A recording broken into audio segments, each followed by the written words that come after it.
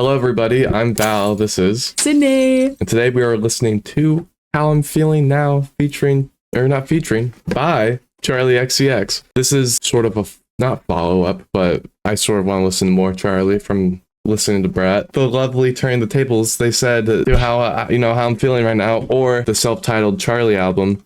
And I was going to put up for vote, but kind of forgot. But this one looked more appealing to me. I've seen the cover art for years. Shout out Connor and Kevin. I know Connor is a big fan of Charli, along with Kevin, but that's why we're doing it. I know that this was an album, and conceptually it was cool because she was like, I'm just going to encapsulate COVID and being locked up in my house, and sort of see what sound comes out of that, which I like a lot. I feel like more artists could have capitalized on the whole situation. Like, there's some fan input, and then, she worked online with people, and it's just an album she made with the stuff she can make in her house, which is a very cool idea.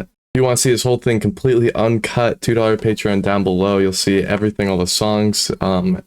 And yeah, if you want to be here for live streams and get the edited versions early, you can click the join button down below on YouTube. Also get the chance to chat with me on the live streams. So, without further ado, I say we're just going to get right into it.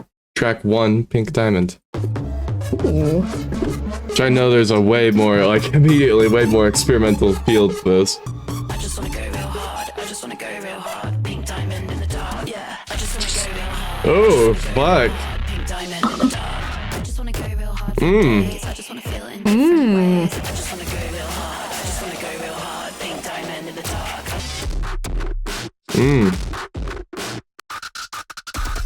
Jesus Christ. That's quite the intro. Absolutely swan googled me, or whatever that word is.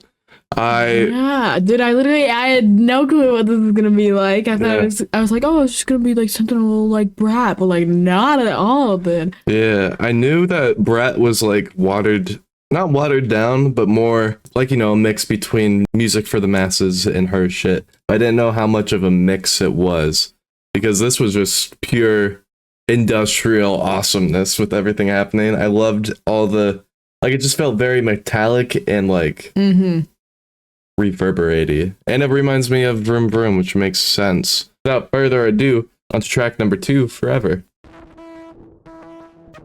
Like, immediately. Fuck. This one feels more poppy, but like way less experimental in a good way. Fuck. I love this. Ah.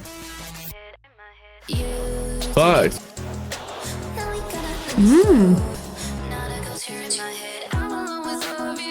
Oh. I like the ad libs. Ooh.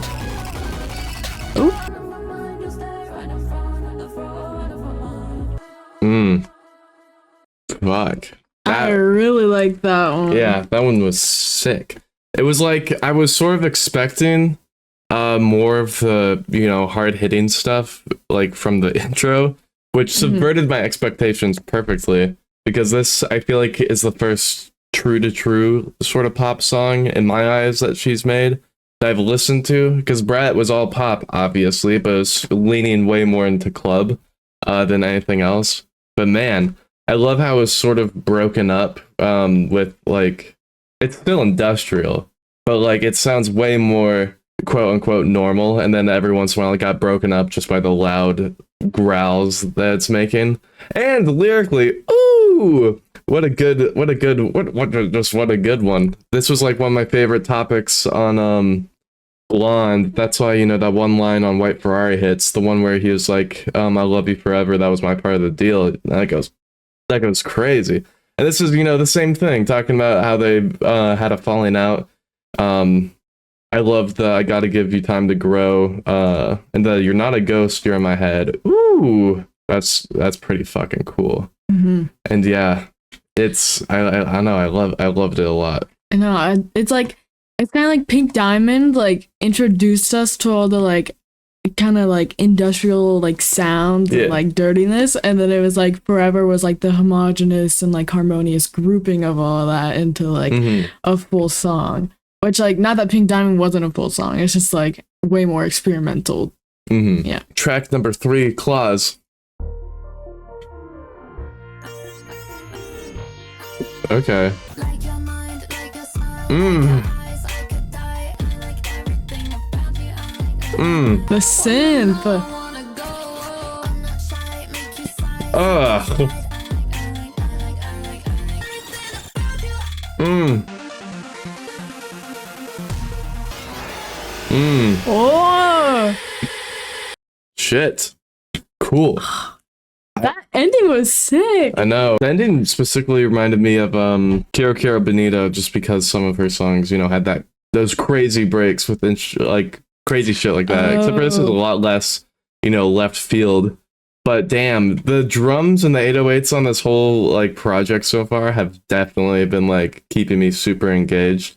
I don't know. It's sort of interesting to see more like British or artists and pop sort of make stuff that's pushing forward a little more. I don't know. There could be something to that, because I feel like a lot of American artists who are in pop just sort of recreate, you know, what's been made 100 times. And it sort of just does well because, you know, it's nice and easy. This is, you know, innovation within pop.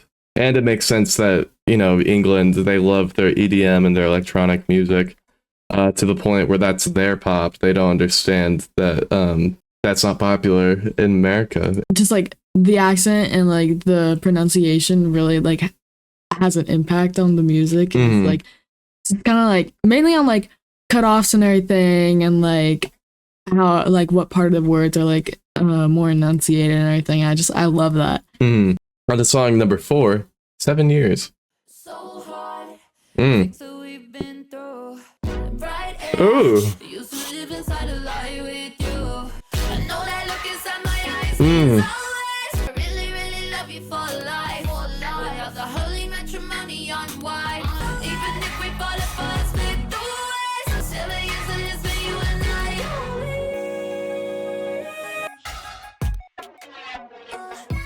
Ooh.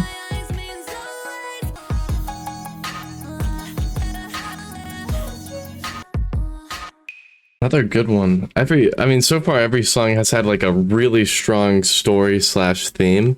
Like, I don't know, for me, what sets apart artists is just their honesty, and I feel like she's being very honest on everything and being really authentic, which, you know, is a little ironic, being the song subject matter of her being more authentic with, you know, her lover and stuff like that.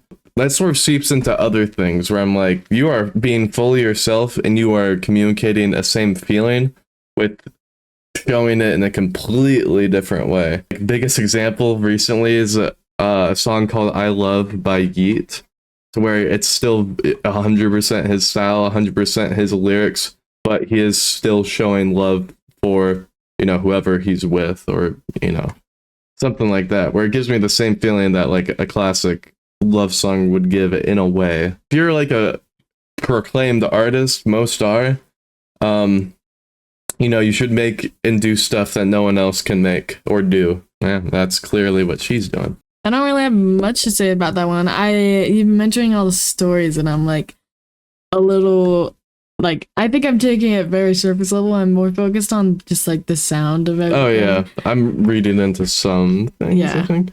But I think like once I listen to this more, I'll definitely be like, oh, this one's about this one, and this one's about this. Yeah. Everything. Track number 5, Detonate. Ooh, I like that. expecting a explosion at the start. Oh.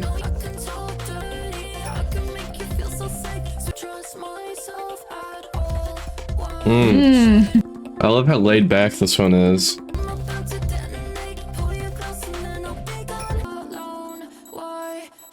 Oh. Oh.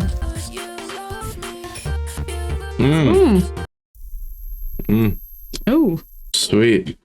I liked how laid back that one was, you know, still playing with the same instruments of the world she's made, but I don't know, this one is just relaxed. It stuck out to me just because of how it's like more laid back it is. Like, I really liked that one. It's one of my favorites Really? so far. I think that was my least favorite so far, but I like the ending. I like when they sort of do like a little breakdown section in music. Yeah.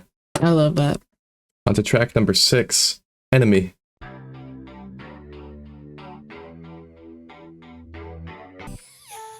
Maybe I'm an enemy. Hmm. Can you reach me? So calm at the surface. It hurts here. It like hurts. Yeah. Maybe I'm an enemy. She is so good at like piling the right sounds on each other. Like it was Mhm. just like there was so much like in the background, but also on the surface, and it was like everything was so good. There's like ambient kind of noises and everything, and I really like. It's like I don't know how she does it. It's just like I love it. That's something I thought of earlier, but I didn't touch on. I like when anything is like super layered in music, like layered vocals, and suddenly get me like, you know. And then this was a really good one, storytelling wise, because at least for verse 1 to 2, it was sort of progression, and also just to be this, you know, vulnerable, you know, to have like even just like a recording of your therapy session just in the middle of that shit. That is insane. I saw some people say that Brat was her most vulnerable, but I feel like this one by far is her most vulnerable. Yeah, she was talking more about touchy subjects, sort of like, you know, how she feels about being in mainstream, and if she wants a kid now. Other than that, it's just sort of, I mean, obviously there's other songs about her being insecure and stuff like that, to where that is being vulnerable, but this is, I feel like, another layer, another step up of vulnerability, to where, you know, she's, you know, talking about how she doesn't know if her boyfriend is good for her or not, because he knows her too well, but, you know, pulling her away from her friends and whatever. But track number 7, I Finally Understand. Okay. The walls are all gone, deeply melting down. You killed me, put me in the ground. My therapist said I hate myself really bad. Got me tripping out. You love me even when I hate myself, I'm sure. The baby, I love you bad. Sweet. I love how percussive that one was. I don't have much else to say. I don't know. I was trying to like understand the story more, but I feel like Yeah, that was one where I sort of gave up. yeah, I wanna know what she understands. Like I have like a slight like guess, but it's like I don't think it's like I don't know. Yeah, I don't know either. But onto song number 8, C 2.0. Hell yeah. Ooh. Mm. Ooh.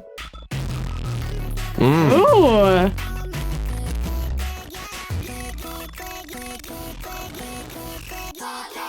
White sheets, you and me used to lay close. We were so in love, so we let go.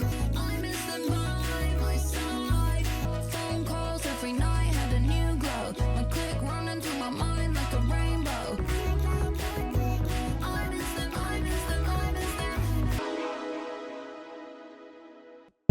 Neato. I like how that one was more production focused, outlining all the talent there.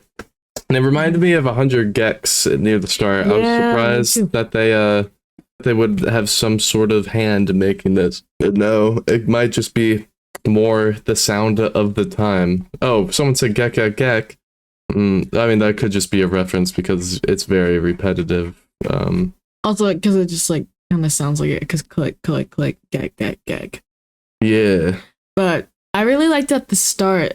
Well, first of all, some real Gek vibes here. Yeah. I really like the like pitch up on the voice, and at the start, like just a little bit of the flow. It was like instead of just like 1, 2, 3, 4, there was some like overlapping. Like I don't know what to be.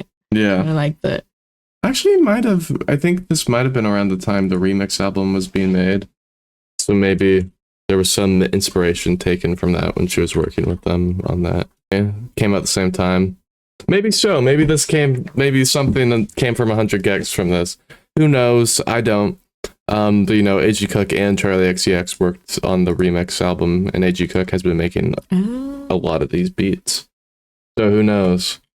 On to track number 9, Pray For You.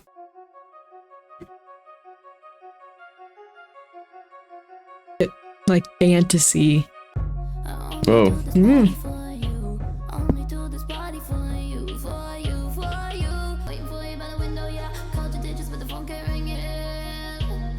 Ooh.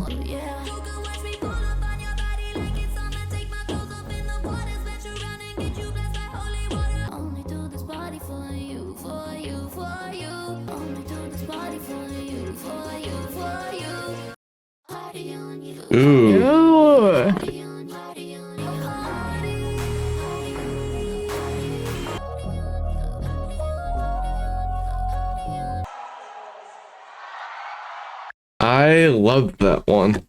I don't know what it was about it, but the way everything built and got destroyed, and the story was awesome too. Story amazing, story fantastic. This one just, I don't know, it just clicked with me for some reason. Also, her flow, that's another thing. Flow in verse 2. I almost forgot about it. That was crazy. Yeah, I was about to say something while we were listening, but then I was like too into it that I forgot to. Yeah. I really liked that. How I liked Detonate, this was like yours, Detonate, where I'm like, I don't really know if I like I definitely liked it, but like you definitely like it more than me. Yeah. On to track number 10, Anthems. I'm so bored. Oh, what the fuck?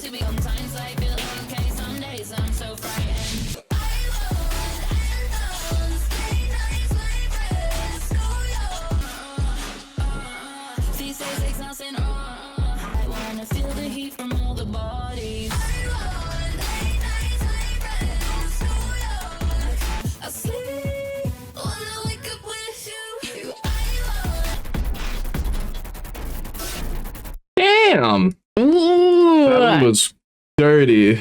that's like that's what I was gonna say, dude. I like how she swapped up her flow with this one, and I don't know, I fucked with it heavy. Electric. That's what I was gonna say. Oh, dude, I like that one a lot. Just like Yeah. yeah, there's nothing I want to like specifically highlight because it was all just like Awesome sauce. I highlighted the whole page. Yeah. On to track number 11 and the final track, Visions. Okay. Voices tell me hold on. I got pictures in my mind. I can see it so clearly. See it outside.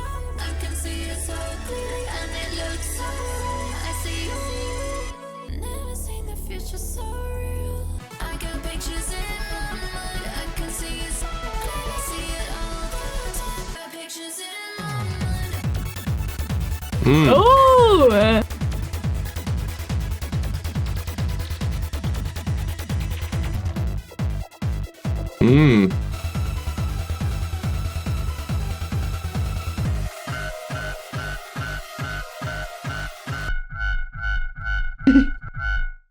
What a cool outro.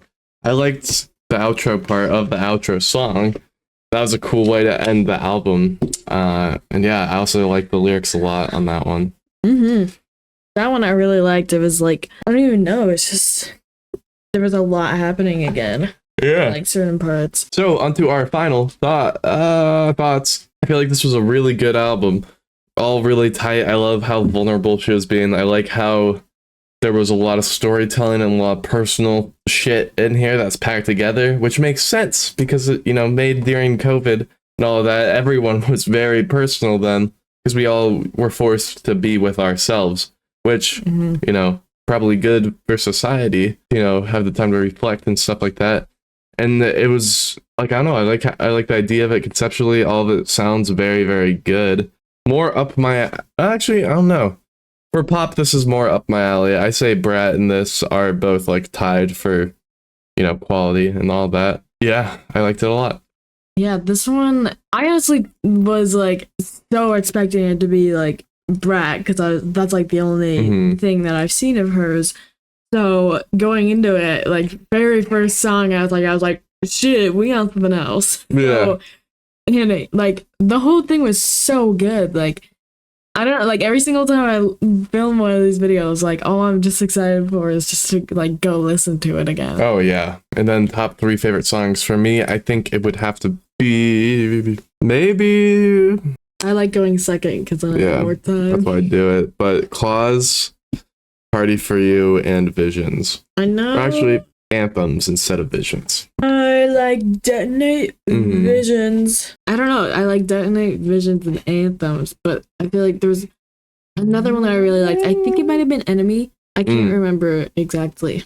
Okay, cool. If you made it this far, might as well subscribe. What are you doing? Join button down below for YouTube is still there. And if you want to see this whole video completely uncut, it's on Patreon. Don't know why you want to see it now that you're all the way here, but we'll see you guys next time.